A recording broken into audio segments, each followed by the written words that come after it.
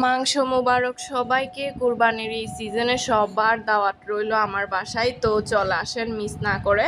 চুলায় কি হচ্ছে দেখতেই তো পাচ্ছেন, কুরবানির মাংস রান্না করা হচ্ছে। এই কুরবানির মাংস খেতে কিন্তু আমি একদমই বোরিং হয় না, আমি প্রচুর খেতে পারি। তো আপনাদের কুরবানির মাংস খেতে বোরিং লাগে কিনা কমেন্ট বক্সে অবশ্যই বলে যাবেন। আর কুরবানির মাংসের স্বাদ কিন্তু একদমই আলাদা হয়। আর কুরবানির মাংস দিয়ে রুটি দিয়ে বা পরোটা দিয়ে ভাত দিয়ে খাইতে কিন্তু অনেক ভালো লাগে।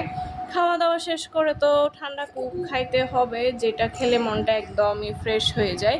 আর কুরবানির এই সিজনে কিন্তু প্রচুর আত্মীয় স্বজনরা আসে মাংস খাওয়ার জন্য। এই সুযোগে সবার সাথে দেখাও হয়ে যায়, সবাই মিলে একসাথে আড্ডা দিই। এতে কিন্তু অনেক অনেক ভালো লাগে, সবার সাথে আসলে একটা মিট আপ হয়ে যায়। আর এতেই আসলে কুরবানের সময় তো সারাদিন অনেক কাজকর্ম থাকে, সব কিছু ভুলে যায় যখন সবার সাথে দেখা হয়। আর এতেই আসলে একটা আলাদা খুশি পাওয়া যায়। তো এই আর কি।